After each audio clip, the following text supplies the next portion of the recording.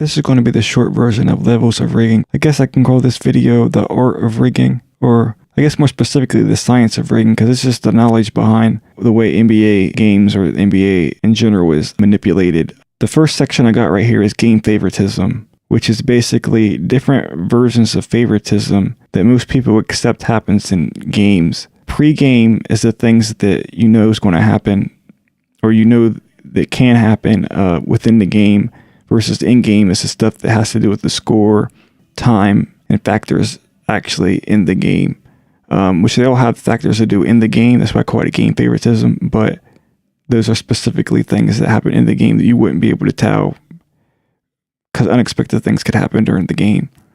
But star treatment, and by star treatment, I mean, certain players getting, special treatment calls that other players don't.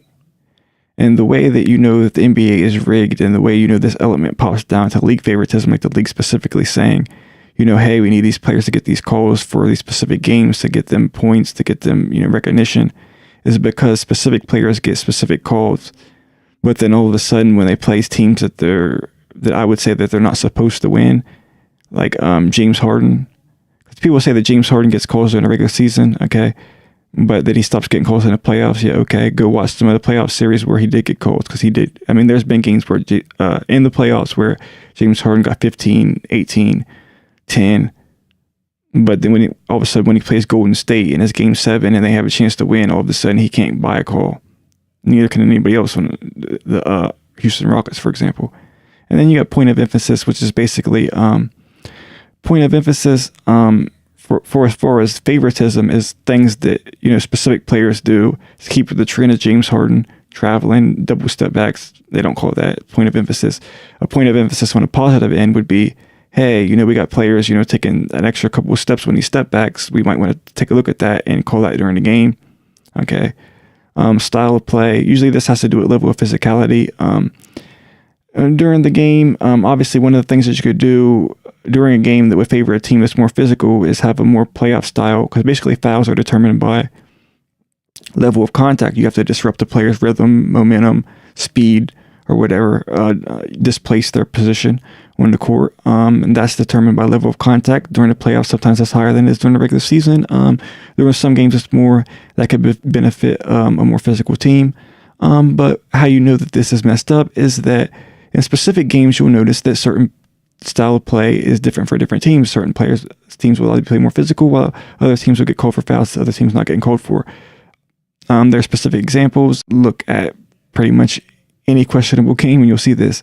The actual rule book, obviously you could put in rules that change things. You really never change the rules. They really have to change the officiating in the game to actually change, the results of the game. But you can do little subtle things in the rule book that allow you to manipulate the game. For example, you could add hand checking in and then just not call hand checking for one team while calling hand check for the other team. But I'll get into more of that type of stuff in the next video, which is going to be on tactics of rigging, NBA tactics they use to rig games.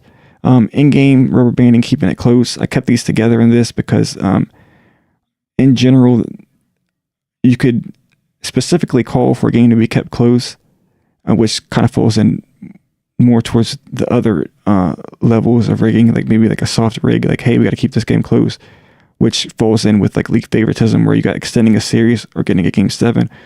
Whereas rubber banding could, sometimes what I mean by that is like dynamic difficulty. Like in video games, they used to call it rubber banding in a racing game, where all of a sudden you get so far ahead, but then the other racing cars will pull back, like, that they're connected to like a rubber band, and, they'd always be in there to kind of keep the game difficult. Well, you could do this where you have a tough team, you have a team that's not playing well for a minute, when the other team gets up, you can kind of ignore calls for a minute, and it kind of gets the other team back in, allow the other team to play more physical, or they might play more physical just because of strategy, because if you play more physical, sometimes you can get foul calls. I mean, sometimes you could not get called for a foul, sometimes you can gamble, make big plays, sometimes you can get the other team on a foul line to miss a couple free throws, you can get back in the game, trade 1 for 3 or 0 for 3 or 2. You can slow the game down, muddy it up. Okay, well, you could just not call some fouls, and the other team could maybe not get for those free throws, and you go 3 for 0, 2 for 0, etc. That's how NBA is rigged. Simple. Extending a series, getting a game 7. These are things that I put in our league favoritism. We want this style of play, and we want these rules in the rule book. The NBA League obviously says that. Soft rigging, team favoritism extends from league favoritism because they can say to the specific team, we need the Lakers in the finals. We need the Celtics in the finals. We need Golden State versus LeBron in the finals. If you want to go into the next one, hard rigging, picking teams and players specifically. So not just we need these teams, but we need these teams. So we're not just going to extend a game 7 versus the Kings, like 2002 I think or 2003 where the Kings played the Lakers. They extended to the game 7. Lakers won, but we're going to say specifically like they did Golden State versus Houston and the Cavs versus the Pacers, and they don't really have to say that. They don't have to go and tell the refs that, hey, this is what we want. And you really, like, what the reason why I distinguish between these two is because you can't tell that it's definitely hard rigged. They could just be adding all the other store treatment and everything else, extending games, keeping them close, and then just the team that they want comes out on top just by happenstance. I mean, you can't definitely say that it's not all by happenstance, but they're definitely doing everything else, and it's basically the same thing because it becomes a distinction without really a difference. You're still getting the same teams, and they have a pretty good record of getting the teams that they want into the finals. LeBron has been to the finals, most popular player, a GOAT candidate. He's in the news every single day. They make tons of money off of him, and he happens to be in the finals for every single year since going back to like 2011. So obviously, the last one we got here is hard rigging, the players and league related. This I don't really want to get much into. This is kind of down to conspiracy. Does this happen? Does this not happen? We don't know. We can't really know for sure, but there's definitely some funny things that happen with playoff seeding. Certain players doing certain things, missing. Kevin Durant, you could look at something that could be a coincidence that Kevin Durant and Russell Westbrook happen to lose, blow a 3-1 lead against the Golden State Warriors, and the next year that Kevin Durant goes to the Warriors, wins a ring, and Westbrook is, who's not really that loved in the media, ends up being MVP and averaging like a triple-double, and getting Paul George on his team, or Paul George, not making an All-NBA team after having a questionable performance against the Cavs in the first round, where his team looked like they had the best chance to actually beat the Cavs. But, 1 or 2 plays by him could have been different because they only lost by a couple points per game, and, he didn't make the All-NBA team.